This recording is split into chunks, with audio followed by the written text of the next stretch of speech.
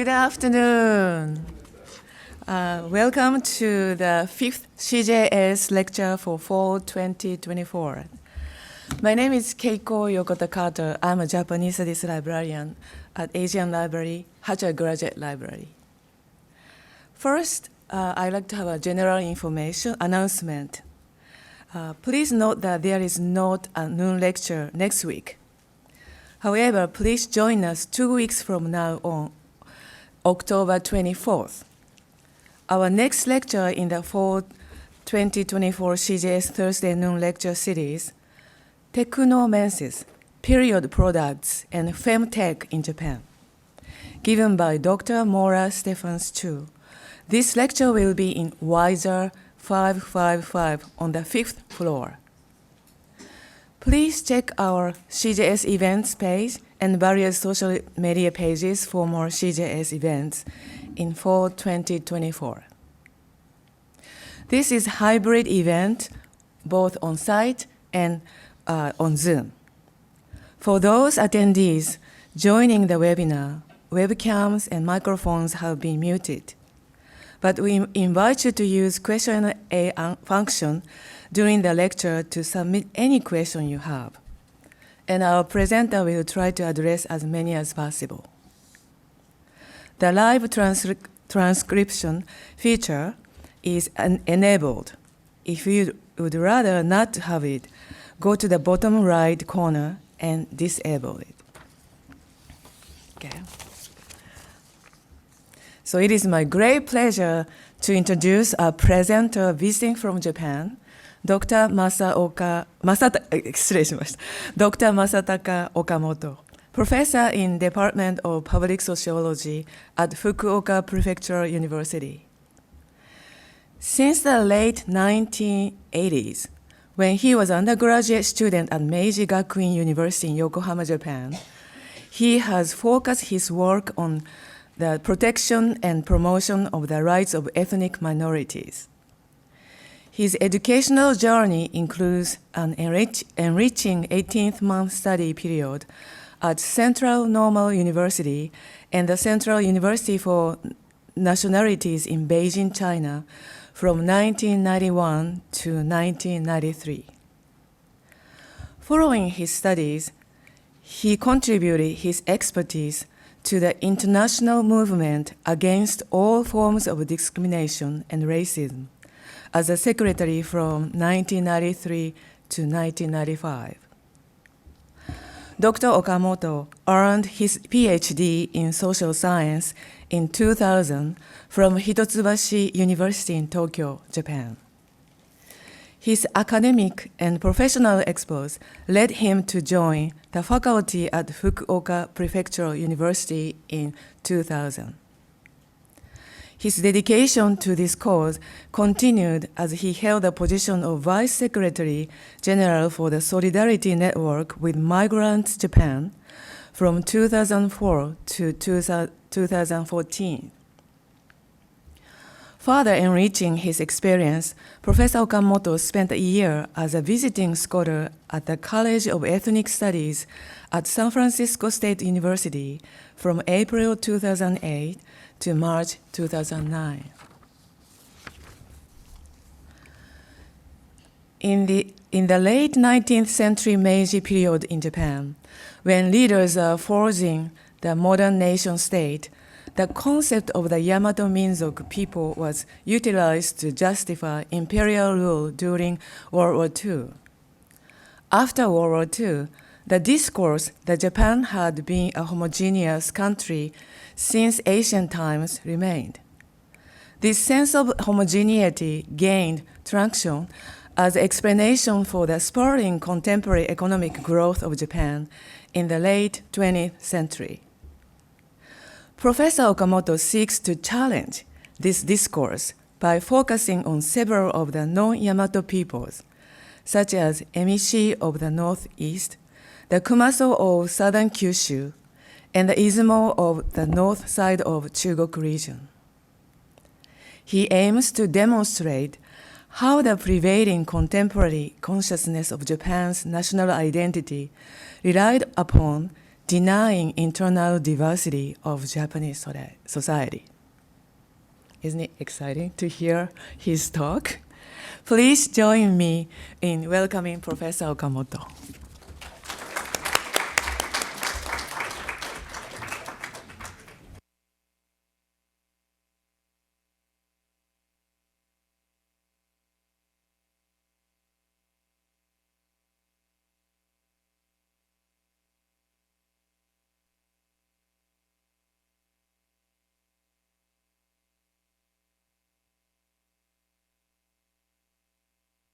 Now? Yes. Okay. So, good afternoon, everyone. I'm very pleased to have this opportunity to speak to you today.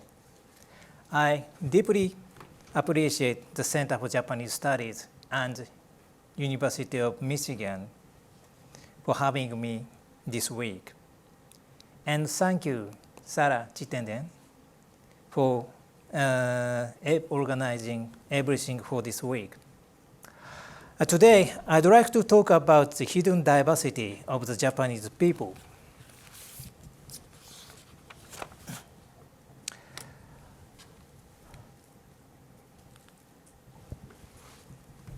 Let me start by talking about the current ethnic situation in Japan. Until the middle of 1980s, most foreign residents in Japan were Korean and Taiwanese. Since the latter half of the 1980s, the multi-ethnicity of Japan has become more apparent. In my calculations, nowadays, the number of people with foreign roots exceeded 4.6 million.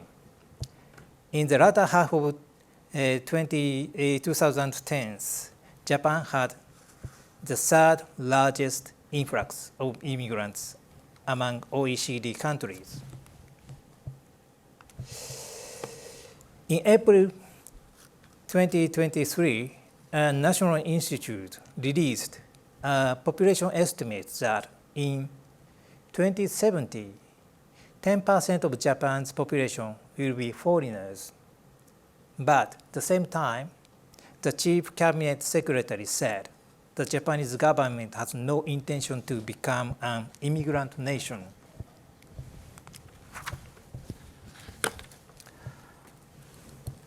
With the social change, xenophobia against non-Japanese has also become apparent since the 1990s. A Brazilian boy was killed just because he was Brazilian. This Japanese only remains whites only in the United States.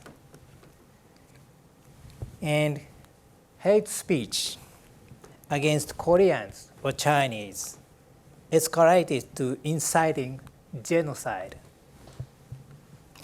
So why were these xenophobic incidents occurred in Japan? Many people seem to think that it is because Japanese are originally exclusive. These are opinions that I found in the internet in the latter half of 2010s. For example, even young Keio University students said, as Japan is an island country with a single ethnic group, there may be some resistance to foreigners somewhere in our hearts. This kind of discourse can be traced back to Tsuda Sokichi's article in 1946. He argued, since prehistoric times, Japanese have lived in an isolated island and had no experience of contact with other peoples. They have lived as one nation and have been peacefully unified by the ancestor of the emperor.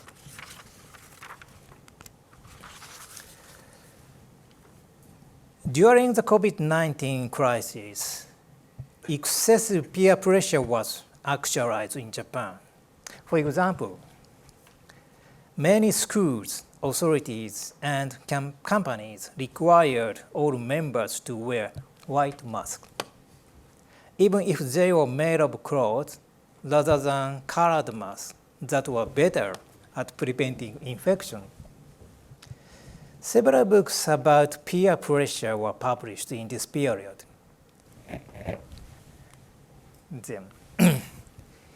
And they linked it to the homogeneity of Japanese society. As one of them, Ota Hajime, argued in 2021 that the close nature and homogeneity of society are the main factors behind peer pressure in Japan. But is it true?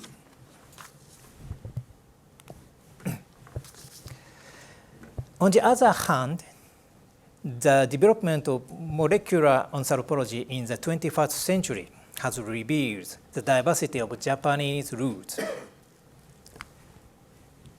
These 4 persons were newspaper reporters who happened to be visiting Professor Shinoda together.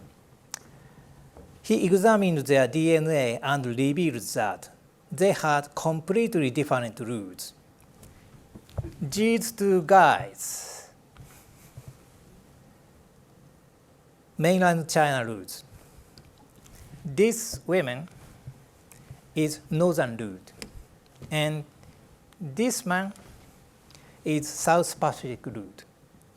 Professor Shinoda, from the perspective of physical anthropology, concludes the Japanese are a multi-ethnic nation composed of different ethnic groups. In fact, from the middle of the Meiji period to the end of the World War II, the concept of Japan as a multi-ethnic nation was mainstream. For example, Kida Sadakichi wrote in 1916, "If you look at a large gathering in Japan, you can easily see that people have different looks and that they are composed of different races." But after World War II, especially since the 1960s, with Japan's accelerated economic development, the ideology of Japan as a homogeneous country became mainstream. For example, Kondo Yu wrote in 1981, "In an island country, people had no contact with other cultures for a long time. So all Japanese people look the same, speak the same language, and act the same. This change seems to have affected Japanese studies." There is also information bias to Japanese studies. Since the formation of the modern state, the information sources regarding Japan have been concentrated in Tokyo and spread from Tokyo. This bias appears more remarkable outside of Japan. Talking about traditional cultures in Japan, many people merely imagine Kyoto or Edo. For example, Ariyoshi Sawako's novel Izumo no Kuni is translated in the United States as Kabuki dancer. Kuni from Izumo was a priestess dancer at the Izumo Great Shrine. Due to this bias, many people fail to understand that the meaning is rather that the originator of sumo was ethnically an Izumo person. Nomi no tsukune. Nakane Chie's Human Relations in a Vertical Society, a theory of homogeneous society, is a representative discourse on Japaneseness published in the latter half of the 20th century. In this book, she argues Japanese archipelago was occupied by a single ethnic people and that they shared the same basic culture. The regional differences in Japan are merely slight differences within a homogeneous society. Nakane expanded her theory in her next book, Dynamics of a Vertical Society. She writes, in most cases, after a country is formed, different groups are integrated into one nation. But in the case of Japan, it had already achieved substantial cultural homogeneousness before the birth of the Nara dynasty in the early 8th century. I should say, these theories were derived from her own living environment and experience and was solidified by Tokyo-centric, unbalanced information. Now, I'd like to trace back the origin of Japanese consciousness. The Meiji Restoration and its government was deeply related with the Emperor Jimmu. For example, the Meiji government established February 11 as Kigensetsu, the anniversary of the dawn of history, by converting the date written in Nihon Shoki as the day when Yamato Iwarehiko became the first emperor into the solar calendar. It became National Foundation Day in 1966. When leaders in the Meiji period were forging the nation state, they created a national consciousness based on the ancient text Kojiki in 712 and Nihon Shoki in 720.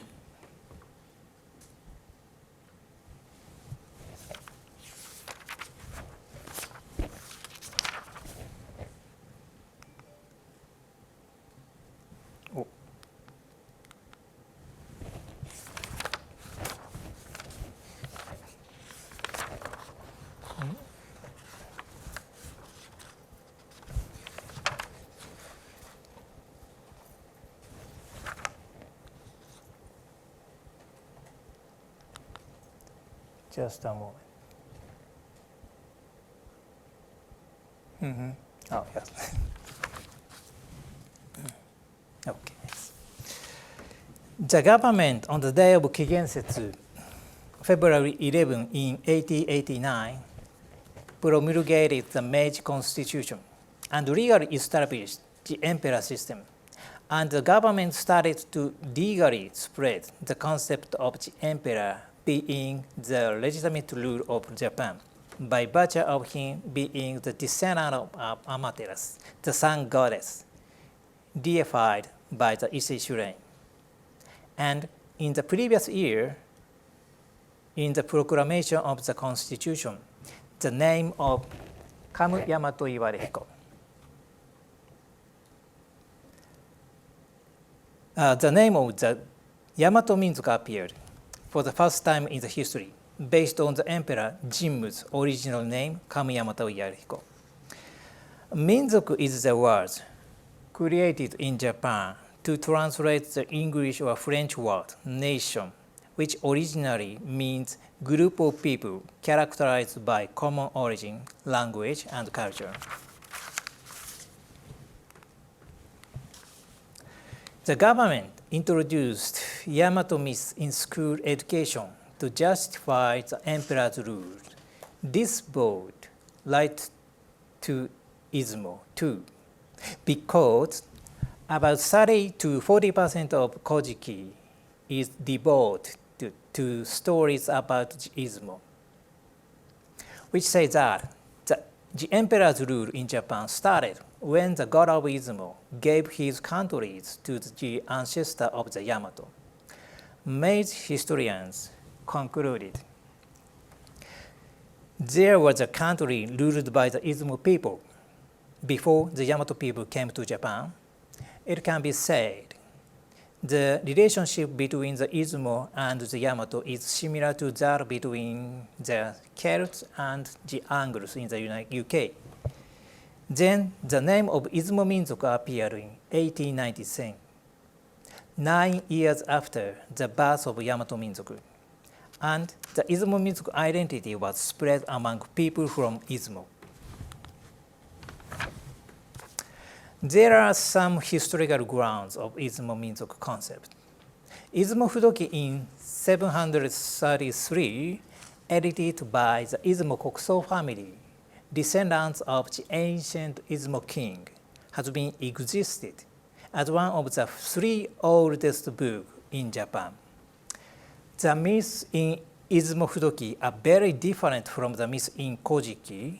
For example, the supreme god of Izumo proclaims that he will continue to govern the country of Izumo while giving his other land to the ancestors of the Yamato emperor. However, the fact that the myths described in Izumo Fudoki are very different from those described in Kojiki has been ignored by Japan's historical education system. Here is a dialect map by the renowned linguist Kindaichi Haruhiko. He classified the spoken language in Japan into three categories. These areas classified as outer dialect,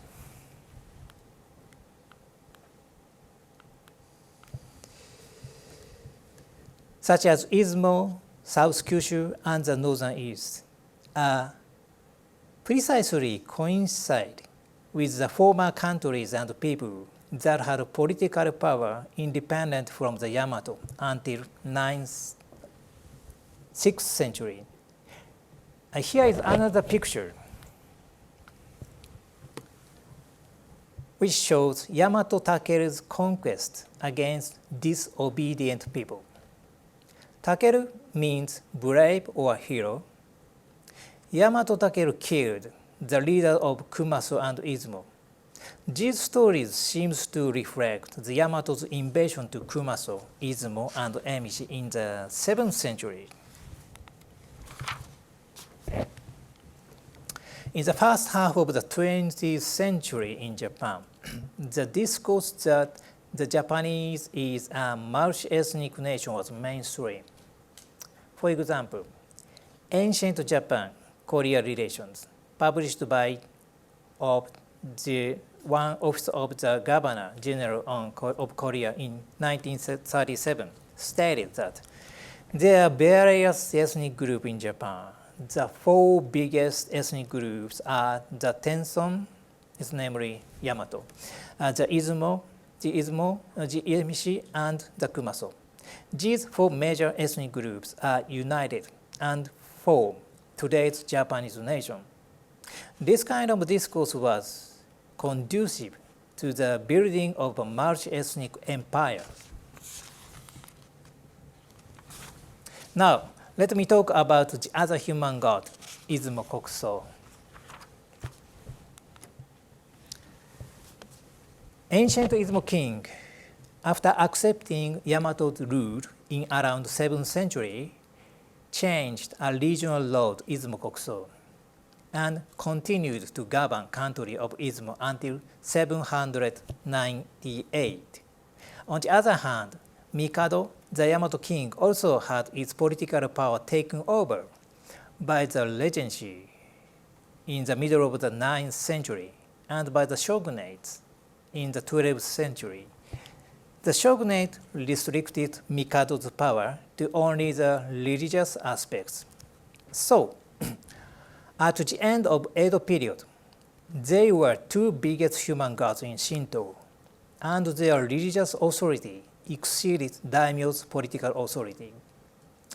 In 1896, Lafcadio-han wrote in his book, Only a Generation Ago, the religious power of the Kokuso extended over the whole of the province of the god.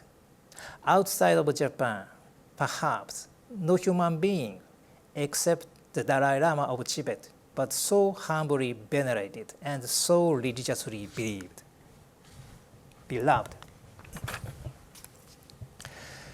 The Izumo region was one of the two most influential pillars of Shinto power in Japan until the middle of the Meiji period. Lafcadio-han wrote in his final book, of the higher forms of Shinto worship, there are two supreme cults, that of the sun goddess, represented by the famous shrine of Ise, and the Izumo cult, represented by the great temple of Kizuki. This Izumo temple is the center of the more ancient cult.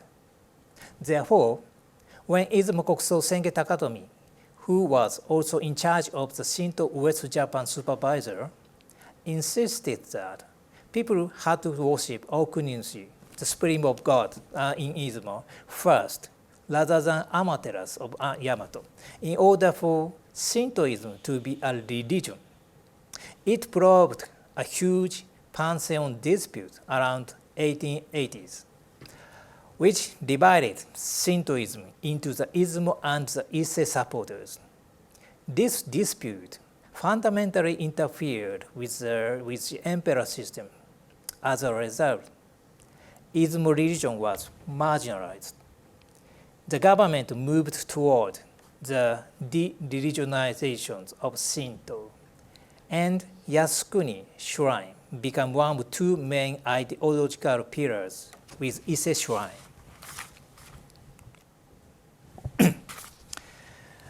Izumo religion is different from Ise, as the former worship gods that are related to sea, lakes, and rivers, while the latter worship gods related to the sun. In Ise Shrine, the god faced to south, namely direction of sun. In Izumo Gurai Shrine, the god faced to west, namely direction of sea. Yamato's deity came down from heaven, but Izumo's deity comes from the sea. In the genesis of Izumo, God Mizunu created Izumo by pulling lands from shillers and Noto peninsulas. This myth reflects the movement and exchange of people along the sea route.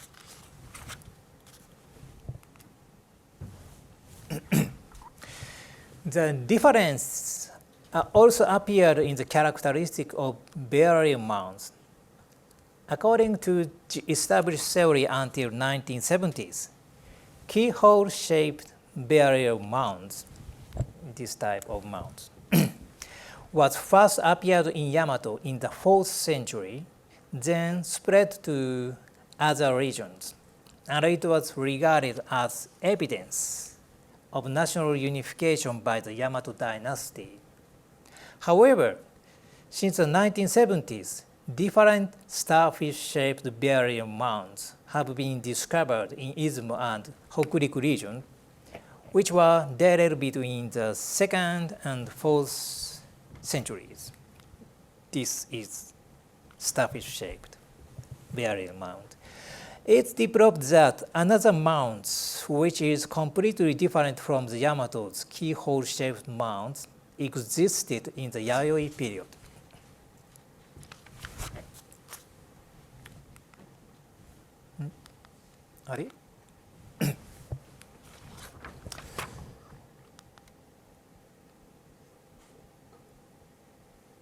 It seems that some slides is dropped.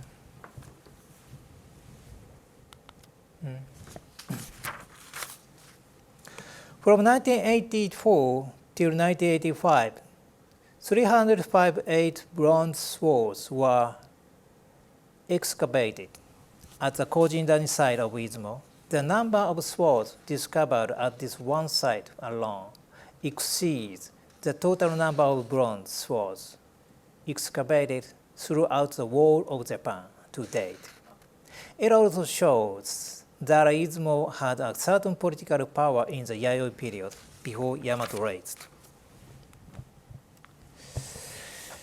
This picture shows the result of my 10 years fieldwork to trace of people's movement from Izumo and the spread of culture and beliefs by finding and researching origins of the old place name of Izumo, old shrine which worship Izumo deities, local myths and legend, and archaeological findings.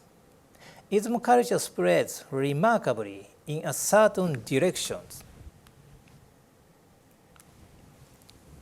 along the sea route, while Yamato culture spread out from Kinki via the land road, like this.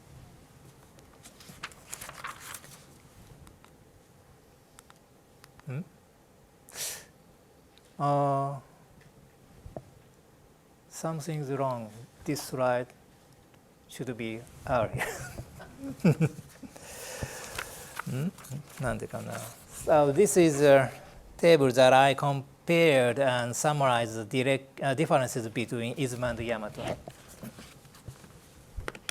なんでかな?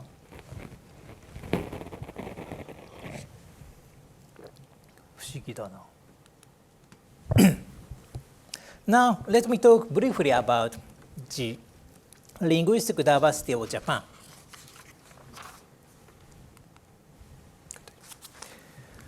Before the middle of Meiji period, people in different regions within the current Japanese islands could not communicate with each other verbally.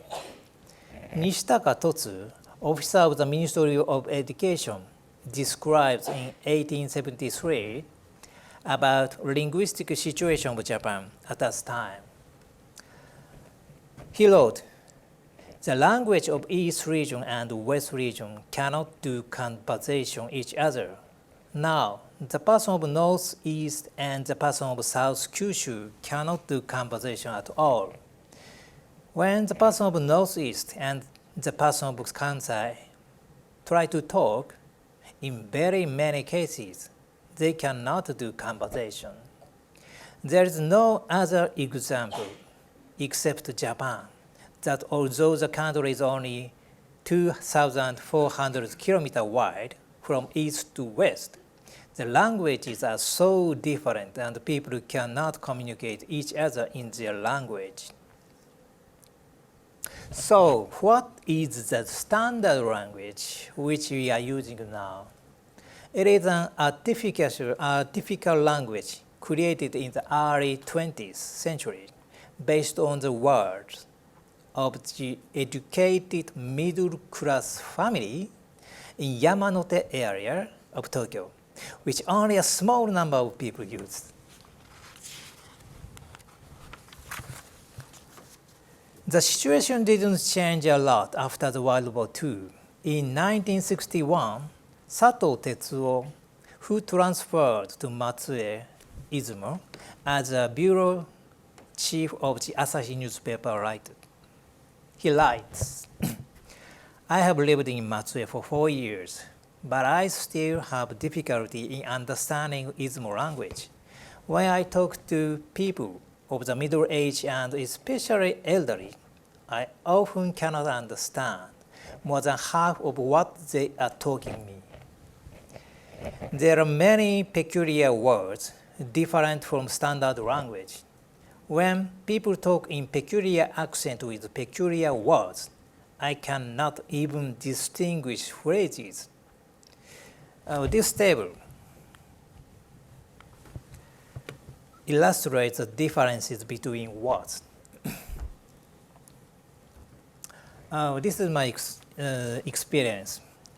Whenever my grandmother went to consult with doctors at the Shimane Medical University Hospital, my mother acted as an interpreter. As doctors originating from outside of Izumo couldn't understand what my grandmother was saying in Izumo language. It was around 1980s. So far, I have shown the evidence for Japan's internal diversity.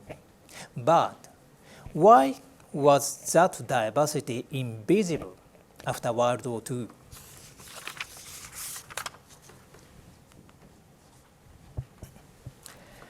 As I said earlier, after the World War II, the mainstream of the Japanese discourse was shifted to the theory of homogeneity. As a reason of this phenomenon, Meiji argues that the self-image that Japan is a peaceful island country, which doesn't include aliens, captured the hearts of the war-weary people. Besides, Since the 1960s, Japan has sought to develop a uniform social structure and homogeneous human resources to meet the demands of rapid economic growth. Sakaya Taichi called it the optimal industrial society for standardized mass production. In Japan, those discourses promoting the concept of a homogeneous country peaked in the 1980s. The Prime Minister Nakasone's remark in 1986, it must be famous in the United States, can be said as the symbol. He insisted that, comparing to the United States, as Japan is a homogeneous country, we have achieved a higher level of education than United States, and drew worldwide criticism. Why did they so prefer homogeneity? In the same year, at the Diet, a bureaucrat in the Ministry of Education to support Nakasone introduced a government-authorized textbook which prescribes that mono-ethnic nations are very cohesive and have a strong sense of brotherhood. In November 2001, Koji Omi, the Minister of Okinawa and Northern Areas, also stated that Japan is a mono-ethnic and homogeneous society, so there are systems that value cooperation over competition. This was our strength for almost 50 years after the war. Sakaya stated in his book that during the period of rapid economic growth, Japan sought to develop human resources who could adapt to standardized mass production industries and the Japanese style of management with lifetime employment and groupism. For this purpose, in education, human resources were trained to be patient, to be cooperative, to possess common knowledge and skill, but to not display originality or personality. Besides, the unification of information and culture was encouraged by concentrating everything around Tokyo.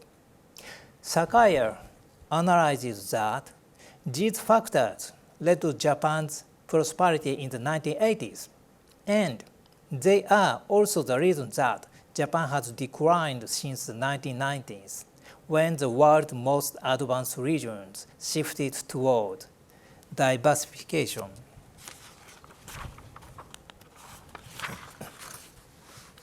Even in the 21st century, such statements have continued, especially among political leaders. In October 2005, Aso Taro, the Minister of General Affairs, stated that Japan has one civilization, one language, one culture, and one nation. There is no country in the world like that exists Japan, except Japan. In February 2007, Ibuki Bunmei, the Minister of Education, Culture, and Science, stated that it is an unchallengeable truth that the Yamato people have historically ruled Japan, and therefore Japan is an extremely homogeneous country. In January 2020, Aso repeated similar remarks. These remarks are indicative of nostalgia for a time of high economic growth, and they are preventing constructive changes from taking a hold in Japan. I think so. Now, I'd like to introduce some rehabilitation movement of hidden diversity that emerged since the 1990s.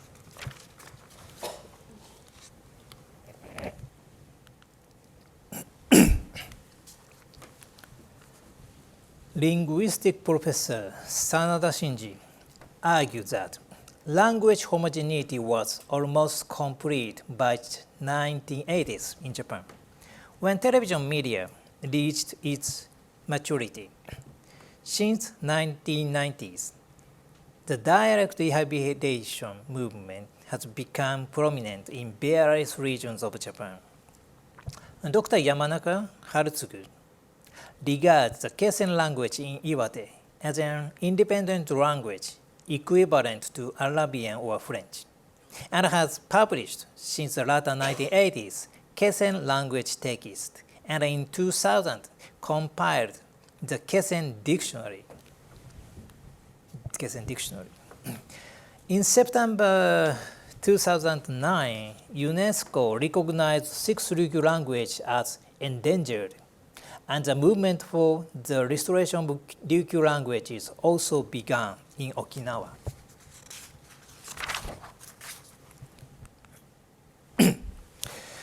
The restoration movement for Emishi and Kumaso also occurred in 1919s. The Emishi, the ancestors of the Tohoku people, can be said a hybrid ethnic group influenced by both the Ainu and the Yamato cultures. Until middle of 7th century, areas included current 5 prefectures in Tohoku, namely 1/3 of Honshu, were territory of the Emishi. As an ethnic identity, as descendants of the Emishi exist in these areas. For example, in 2000, Professor Akasaka Norio said that in Iwate he had met many people who had been taught by their grandparents to be proud of themselves since you are a descendant of the Emishi. Takahashi Katsuhiko, the novelist from Tohoku, also taught in 2003, since the 1980s, people had become increasingly vocal about declaring themselves descendants of the Emishi.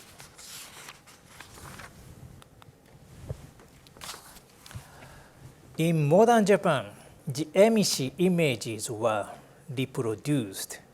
In 1876, a Diet member who traveled Tohoku with the emperor described the people there as persons whose language, customs, and looks were almost alien.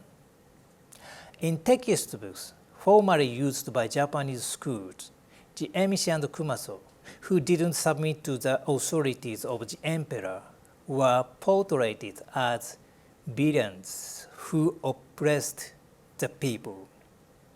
According to these views, Aterei and the Emishi leaders who resisted the Yamato invasion were merely insignificant villains who disturbed peace in the Tohoku.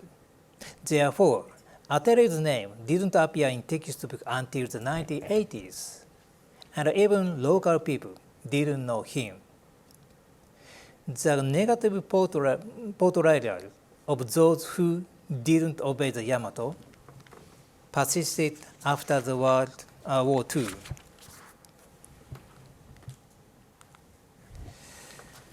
These negative images were deeply rooted in people's mind, especially who received pre-war education. In February 1988, the president of Suntory, who is from Osaka, made discriminatory remarks against the Kumaso and Emishi in the TV program. In expressing his opposition against proposal for relocating the capital from Tokyo to Sendai, he said, while confusing the Emishi with the Kumaso in southern Kyushu, that the northeast is the Kumaso area, the culture is extremely backward. In the next month, Financial Times reported the incident in terms of it being the equivalent of British brewery, making rude remarks about the Irish, Scots, or Welsh. But in the internet, discourse affirming Saji's remarks were spread, and hate speech against Tohoku people were escalated, such as Tohoku people are alien to Japan or like an incompetent pest, so they should perish.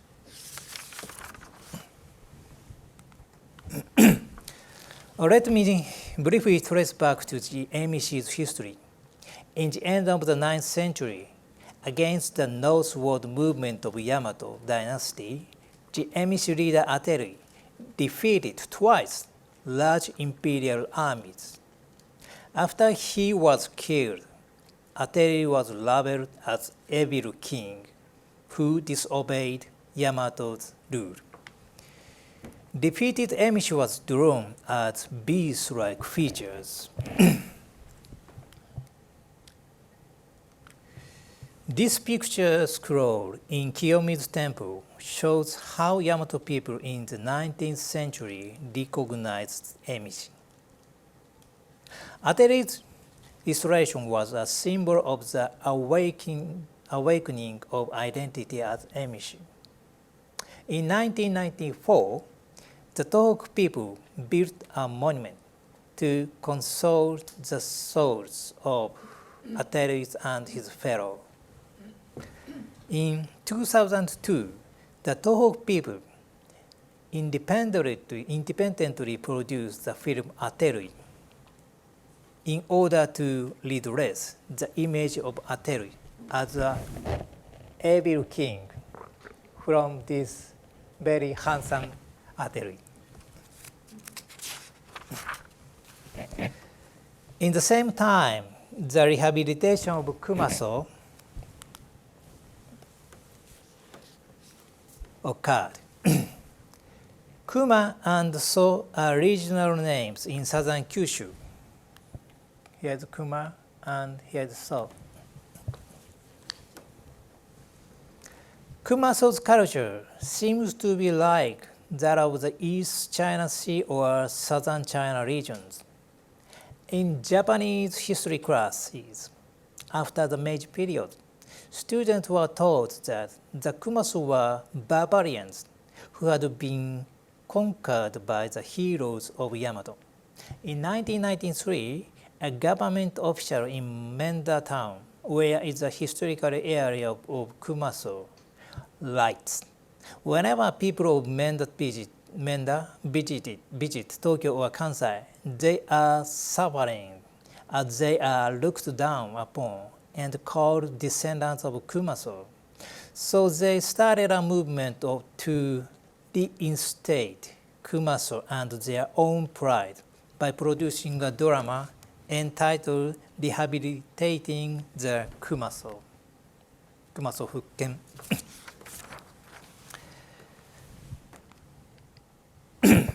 Finally, let's take a look at the latest result of DNA research. In 2021, a cutting-edge DNA analysis was conducted on human bones from a commoner's grave from the end of Kofun period in Kanazawa. As DNA analysis of the Jomon, Yayoi, and Kofun period and of the current Japanese in Honshu was completed, scholars could compare the proportion of mixed races in each period.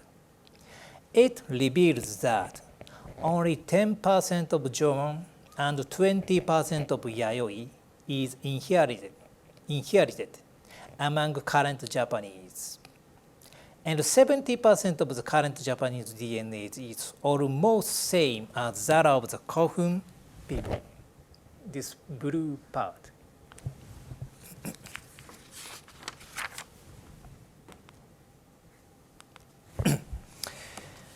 According to the research result, scholars analyzed that Northeast Asian ancestry migrate to the Japanese archipelago in the Yayoi period, this yellow part area. And in the Kofun period, another wave of migration brought widespread East Asia ancestry to the archipelago in numbers far greater than previously assumed. These blue areas. On an NHK TV program in December 2023, Shinoda Kenichi says, in the Japanese archipelago, a world in which people differed not only in appearance but also in culture and language must have continued until the Middle Ages. Takashi Gakuhari, who analyzed the human bones from a commoner's grave in Kanazawa, also told, it seems that during the Kofun period, when a wide variety of people from various parts of East Asia came to the Japanese archipelago, it was normal for people not to be able to communicate with each other in spoken languages. In the future, Japanese self-consciousness may change drastically by the result of these studies too. Now, I'd like to conclude my talk by making the following points. The people living in the Japanese archipelago since ancient time have had diverse roots that came from across the sea and from all directions. Even in Honshu, Kyushu, and Shikoku, Japan is a pluralistic society. Although the Izumo, Emishi, and Kumaso are not ethnic minorities or indigenous peoples, such as Koreans or the Ainu, they are non-Yamato subalterns. Abandoning the illusion of a homogeneous society and recognizing the diversity of the Japanese people is conducive to prevent xenophobia in Japan. We also need a different mirror that reflects the diversity of Japanese people to replace the single Yamato view of history. I hope Japanese studies in the world will pay more attention to the international diversity of the Japanese people. Thank you for listening.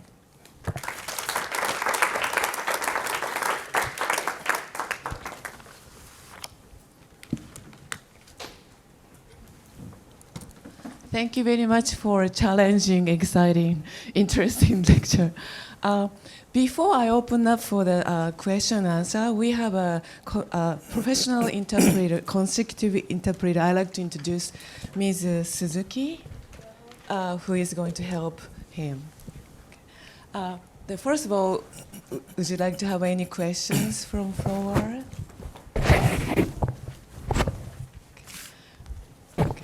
I have two. Just a comment. Yeah. I love the use of the mirror for Materasu's, one of her primary symbols as the closing line. I just thought that was very elegant. 最後のところで鏡という言い方をしてらっしゃるのが非常にいいなと思いました。I have a lunch with Professor Ronald Takaki at Berkeley. Yeah, before he passed away, 1 year before. Yeah, so I memorized him.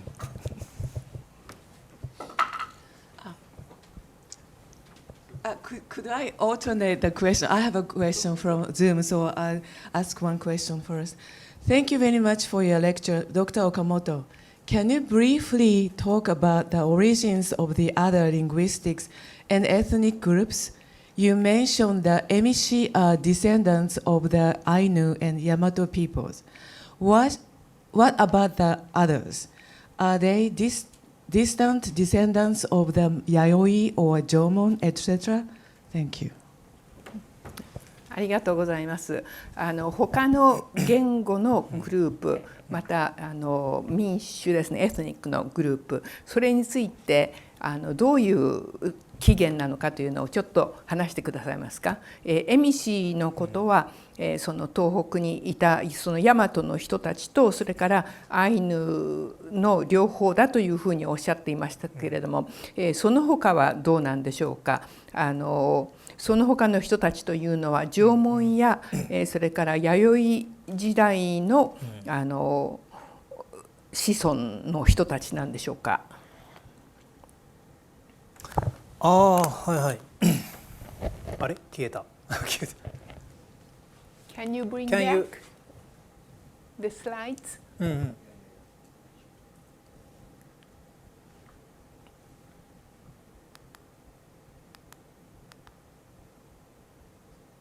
はい、では日本語で。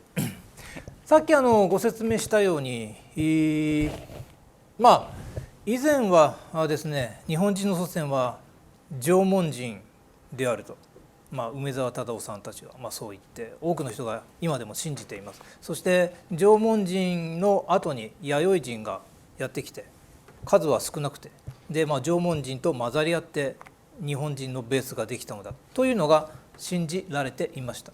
で、この DNA の調査が非常にショッキングだったのは、今まで信じられてきた、日本人のアイデンティティが崩れ去るようななんかその縄文人が自分たちの祖先だと思ってきた人たちが弥生人どころか弥生人もほとんど違うということが分かったということで、今のご質問、その弥生縄文という話はですから今の現代日本人の中で縄文人弥生人の子孫だという人はほとんどいないということになります。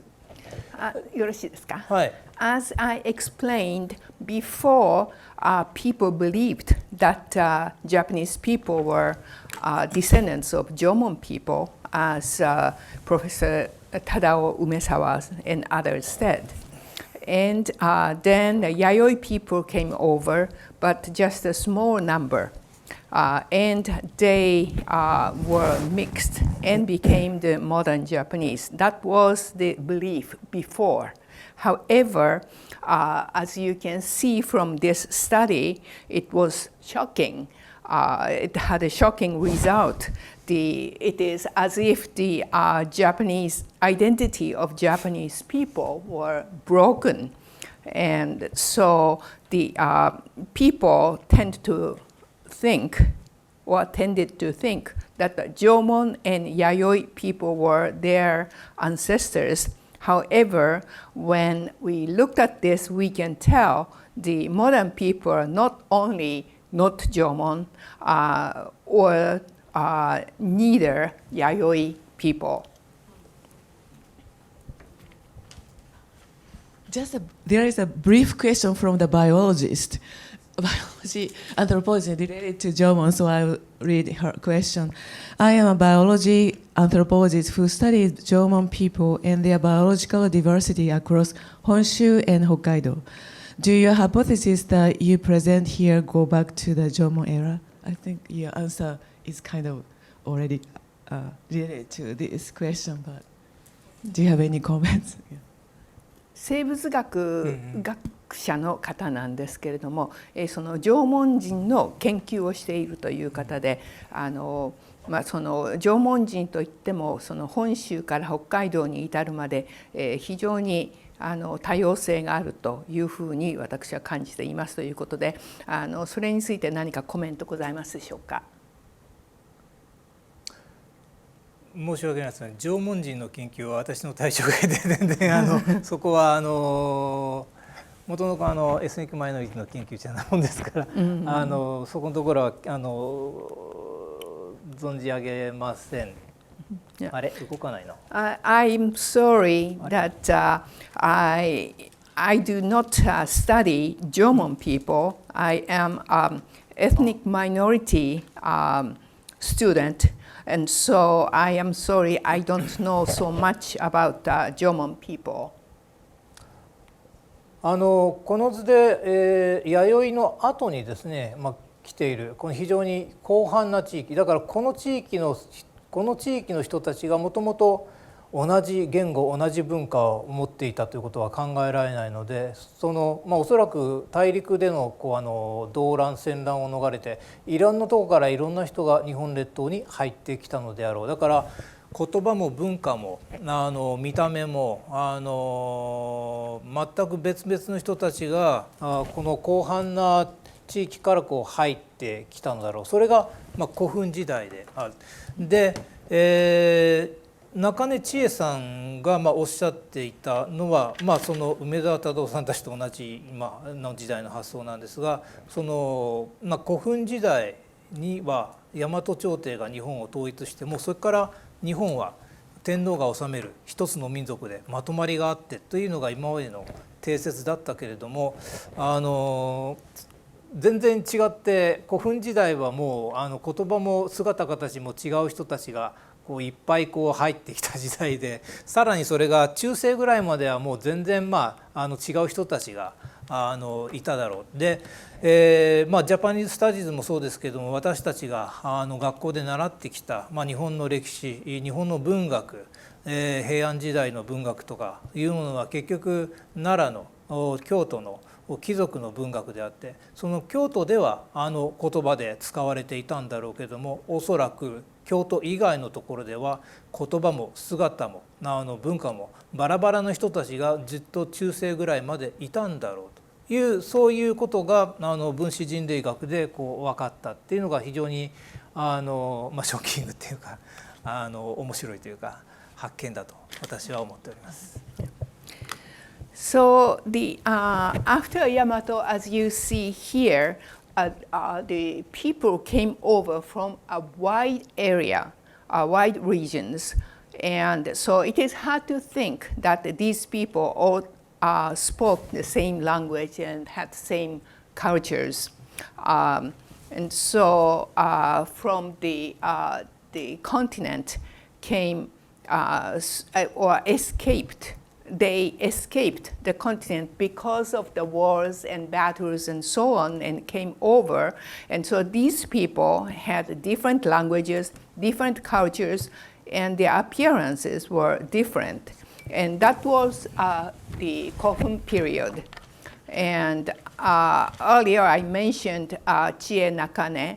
That time, not only her, but other people said that in Kofun period, the Yamato dynasty already had a power, and the Japanese people were united under emperors. However, the reality was not that at all. So many people, so many ethnic groups came over, and so until Middle Age, there were various peoples in Japan. And what we learned at school was that, in the Japanese history and Japanese literature, in Heian era, so Nara, and then the Heian era, what we learned was just the nobles' culture and nobles' language in Kyoto area, very limited to that area.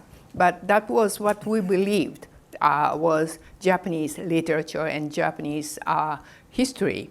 But in reality, until the Middle Ages, there were many, many ethnic groups with different languages and all different appearances.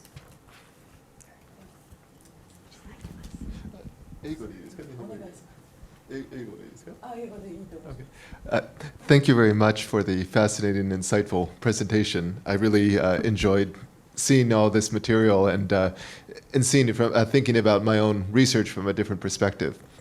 I had two questions. One is relatively small. The other is maybe a little more complex. But the first question is about the word emperor or tenno, how you translate that, because in my own research and my teaching, I've stopped using tenno, emperor, before, say, the Meiji period, because I don't think there's something that one could call an empire at that time. So I'll use words like sovereign or king or something like that. And I was wondering what you thought of that, if emperor is an appropriate translation for tenno in Kodai and Chusei, or in medieval and before. If you can stop there, I'd appreciate it. 非常に面白いプレゼンテーションありがとうございます。この資料を見て非常にいろいろ学ぶことがありました。私自身もいろいろなリサーチをやっていまして、2つ質問があります。1つの質問は小さなもので、もう1つがもっと幅広いものになると思うんですけれども、1つはこの天皇という言葉です。で、私リサーチの中でその帝国があったわけで、エンパイアですね、帝国があったわけではないので、この天皇という呼び名はどうかなというふうに思い始めまして、エンペラーではなくて私はキングという言い方をするように、キングとか覇王というか、そういう言い方をすることにしました。これは古代中世までのことを言っているんですけれども、それをどのようにお思いになりますでしょうか。天皇という言葉が正しいのかどうかということですね。私も含めて、歴史家は明治より前には天皇という言葉は使っておりません。古代にはスメラミコトが古称でしたし、江戸の末期でも帝ですよね。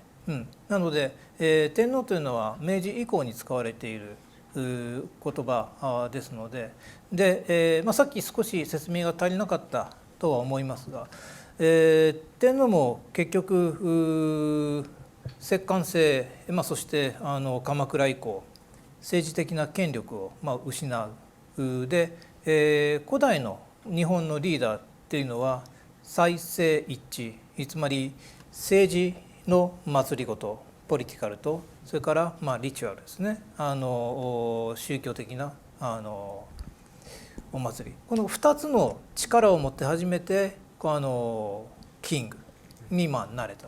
で、出雲国葬の場合は大和のダイナスティにその政治の権力を抑えられて、でもリチュアルの面ではずっと今も続いている。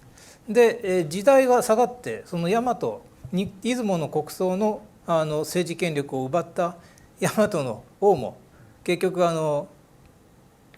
幕府将軍ネイトに政治の権力を奪われて、同じようにリチュアル祭祀の王となった。なので、私は江戸時代に関しては祭祀王、祭祀の王様、祭祀の王であるというふうに使っています。江戸幕府も結局江戸時代に天皇にさせていたのは一番最後の方では黒船が来た時に黒船を追い払うお祈りを天皇にさせている。だからそういうプリストキングであったというふうに認識しております。So the historians, including myself,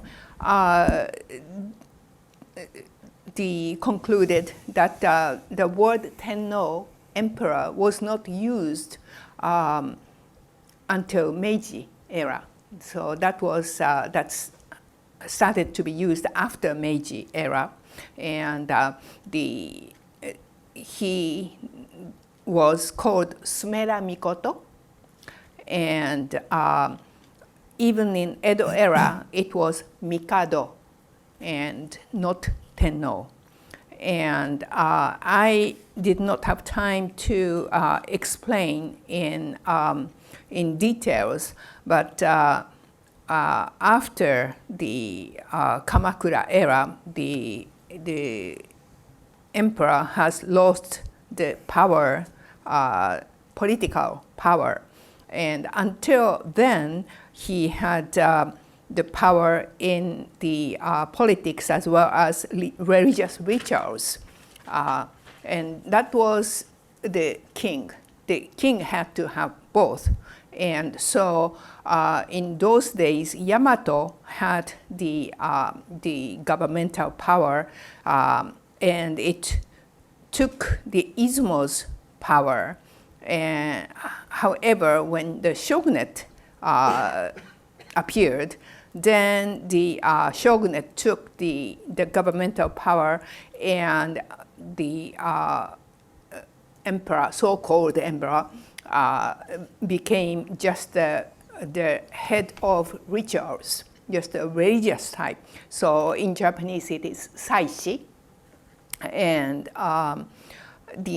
in Edo government used the emperor as the priest king. And when towards the end of the Edo era, when the black ship came over from U.S., in order to expel the black ships, they asked the emperor as a priest king to pray and get rid of the ships.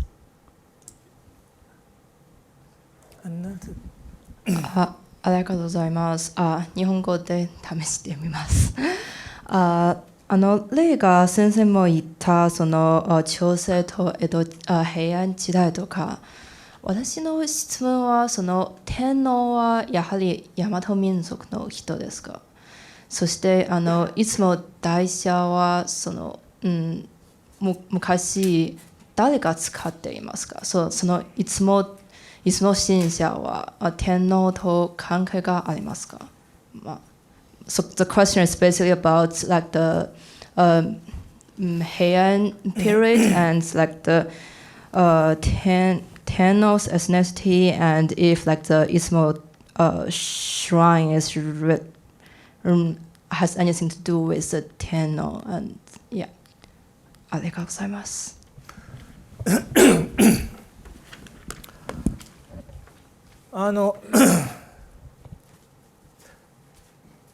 もともと天皇と出雲大社は全く関係ありません。出雲大社は出雲国土記によれば出雲の神々が集まって、出雲の、最高神大名鞭のために、建てたと書いてあります。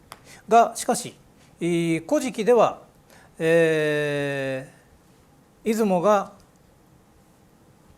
大和に国を譲った。よしよし、じゃあそのお返しに大きな社を作ってやろう、お前はそこで静まってろっていうことで大きな社を作ってあげたというストーリーになっています。しかしとてもうさんくさい話で全くルーツが違います。そして出雲と伊勢の神社の作りが全然違います。出雲大社は日本で一番高い大社であって、で、なぜかというと海の近くに立っていて灯台の役割を果たしていた。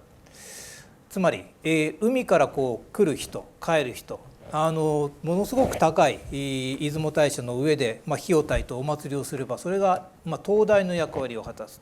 でも太陽信仰の伊勢神宮はとっても低い、その意味意図は全然ないので、そして、これは歴史学者の人たちみんな言っていることですが、伊勢神宮よりも出雲大社は古い。だから伊勢神宮よりも大和の伊勢神宮よりも古い出雲大社を大和が建てたっていうのはどう考えても合理的ではないっていうふうに思っております。はい、で、もともと出雲と大和はルーツが違い、建国神話の出雲国土記の国引きを紹介した時に言いましたけれども、新羅が出てくるのですよね。で面白いのはって私が非常に面白いと思っているのは、出雲不土記には大和は全く出てきません、一言も。なのに今は国が違うコリアが出てくるわけです。新羅というのは朝鮮半島の、東で、出雲と新羅が当時はつながっていました。で大和はペクチェとつながっていたんです。だから百済、はい、なので今の国際関係で考えると全然違う、国と国の関係が今はジャパンコリアであってますけれども、当時は新羅と出雲が仲良しで、百済ペクチェと大和が仲良しだった。こういうふうに考えると日韓関係も違って、見えてくるのではなかろうかっていうふうに考えております。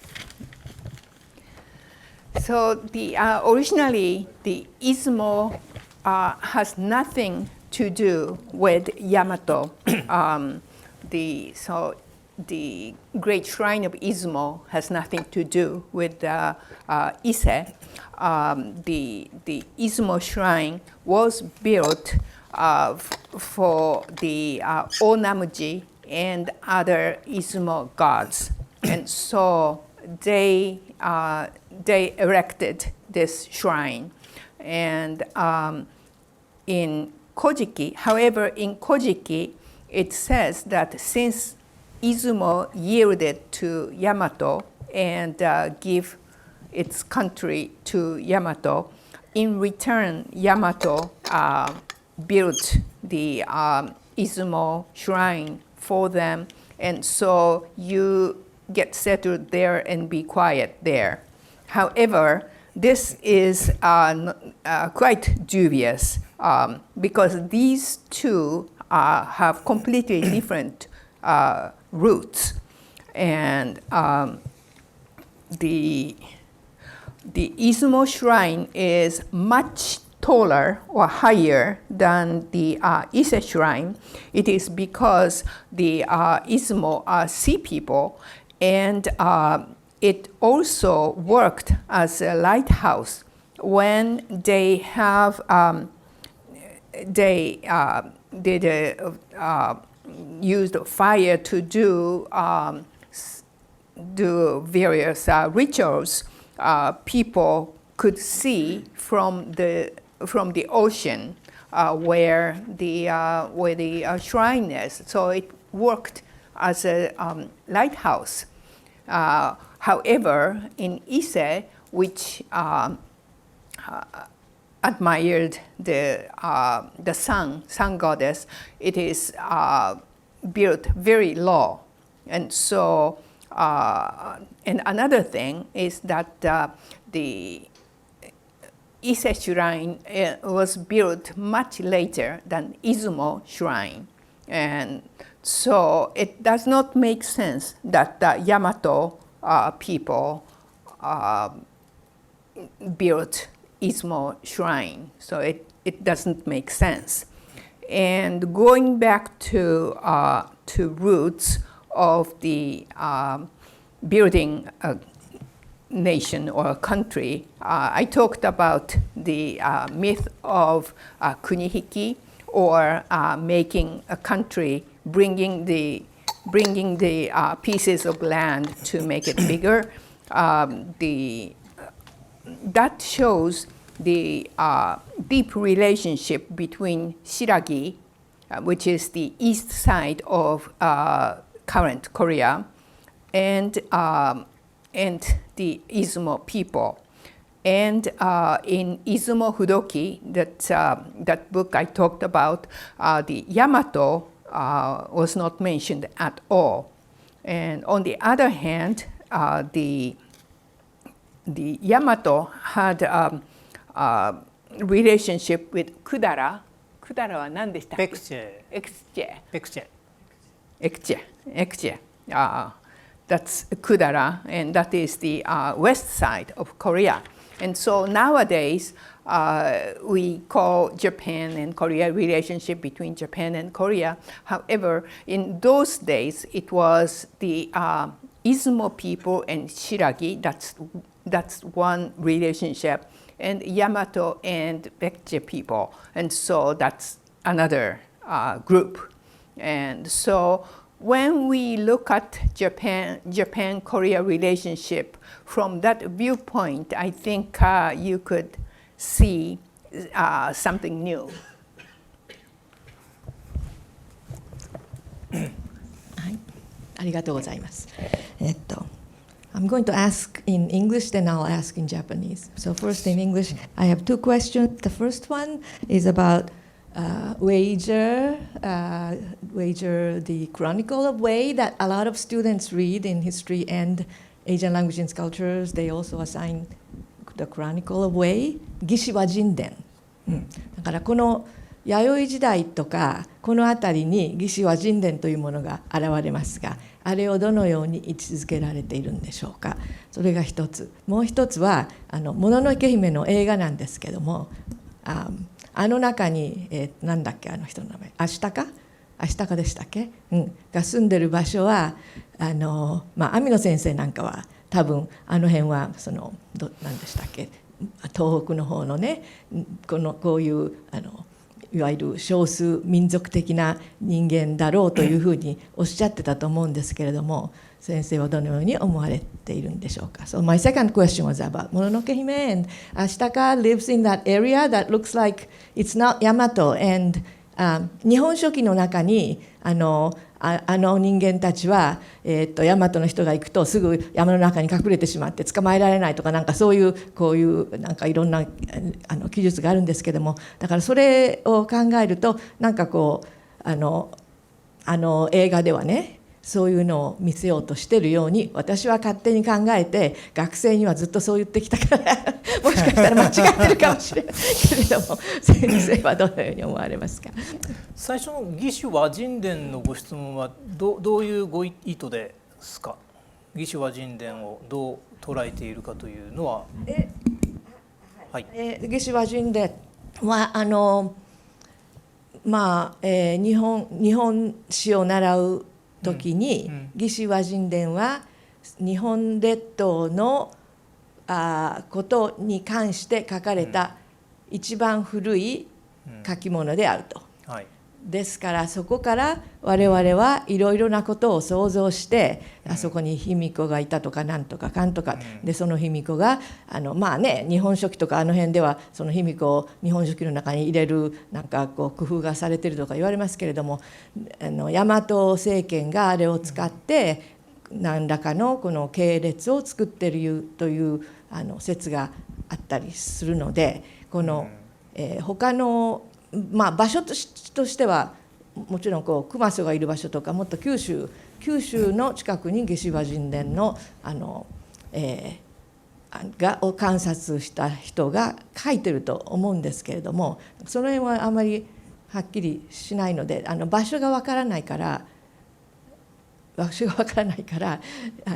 九州のどこなのかもわからないし、でこういうふうに考えると、例えば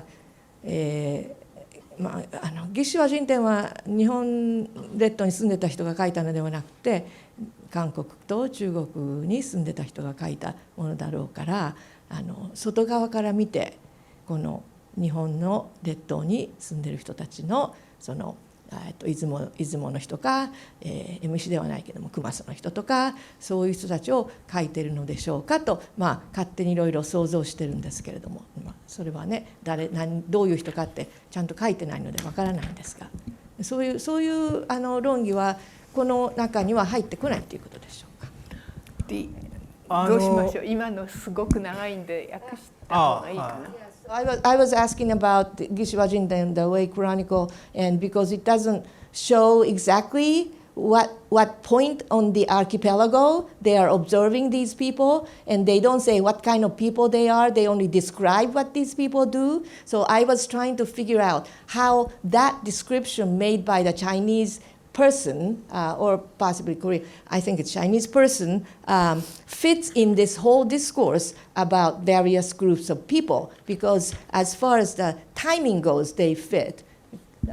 It's Yayoi Jidai that Wei Chronicle was written. And so I don't know the archaeological and linguistic studies versus this literary studies or records, documentary records. So there is some kind of a not necessarily juxtaposition between the two, and from a person who has to teach all of this, it's good if I could somehow reconcile the differences その資料の違いがいろいろあるので、それをどういうふうに考えればいいのかよくわからないから、ちょっと助けていただこうと思ったわけです。私は一応社会学者でエスニック・スタディーズが専門ということになっておりまして、日本でも時々そういう質問を受けることはあるのですけれども、魏志倭人伝で分かることは限られていて、で私は確実なことしか根拠にしないという主義ですから、たくさんの人が邪馬台国は吉野ヶ里だったとかですね、福岡にいるから特にですが、なんかそう思われませんかとか言われるんだけれども、いや私に聞かれてもっていう分からないことは分かりません。で確実に分かることをつなげていって論理立てていくっていうのが私の研究のスタイル、これは国連で NGO 活動をしていた時からのスタイルでして、もう推察は全く入れない、確実に分かる証拠を並べていく、これが国連で人権活動をする時の基本中の基本ですから、そのやり方を踏襲しているので、魏志倭人伝に関してはこのいろんな古代史のロマンを書き立てる人たちはいると思うんだけども、私は分からないのであんまり使わないっていうのがです。ただ2年ぐらい前に非常に驚いたのは奈良の、どなたとかとは言いませんがNHK のさっきのと全く真逆の大和朝廷がもう昔から日本を統治していたんだという歴史観で作られているドキュメンタリーで、魏志倭人伝の倭国の乱というのはあれは戦争ではないと、気候変動であると。で日本は天道によって穏やかに収められていたので倭国の乱という戦争などあったはずはないんだっていうふうに奈良の研究者の方が言っていて、それこそフィクションだろうというふうに思いました。そういう形で魏志倭人伝を取り上げて、いやそんな気候変動ではないだろう、どう見ても倭国の乱なら戦争だろうということには思うのですけれども、それ以上のことは分からないと。ただ邪馬台国は大和であろうとは思ってはおります。いろんな考古学的な発見等々から見て、九州にいて申し訳ないけど吉野ヶ里ではないなとは、やっぱり大和だろうな、大阪だろうなとは思っております。Okay, so regarding Gishi Wajinden,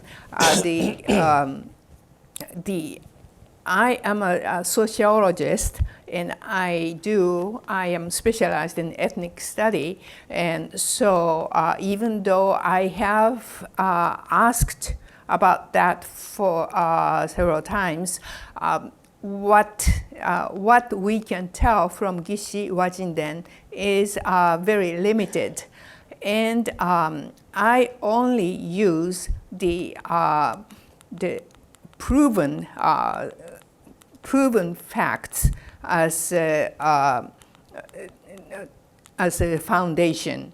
And so I get asked, since I live in Kyushu, the Yamataikoku must be the Yoshino area and so on, but we don't know. And when I was involved in the human rights activity at the United Nations, that was my policy, and it is still my policy that I only use the things that are facts, and I do not make any assumptions.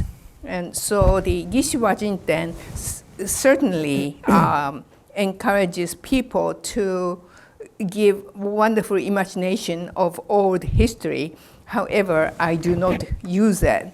However, 2 years ago, I happened to see NHK program, and they were talking about the Yamato government being there for a long, long time. I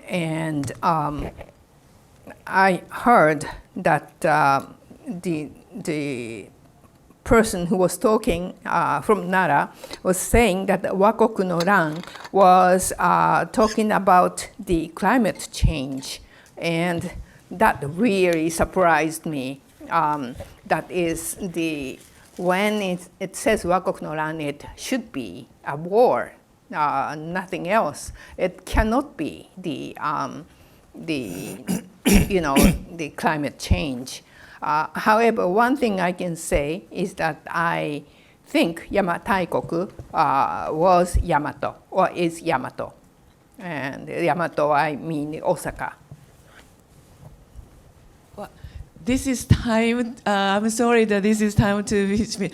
We have so many questions from the Zoom too, and we preserved your questions from Zoom, and I passed them to Professor Okamoto, and I hope he will answer to you.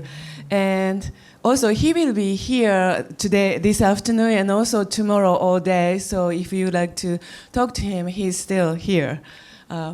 So. I want to thank you for Ms. Suzuki for a wonderful interpretation, Thank and you. also please join me thanking for Professor Okamoto for inspiring, stimulating a lot of questions. A wonderful lecture. Thank you very much. Thank you very much.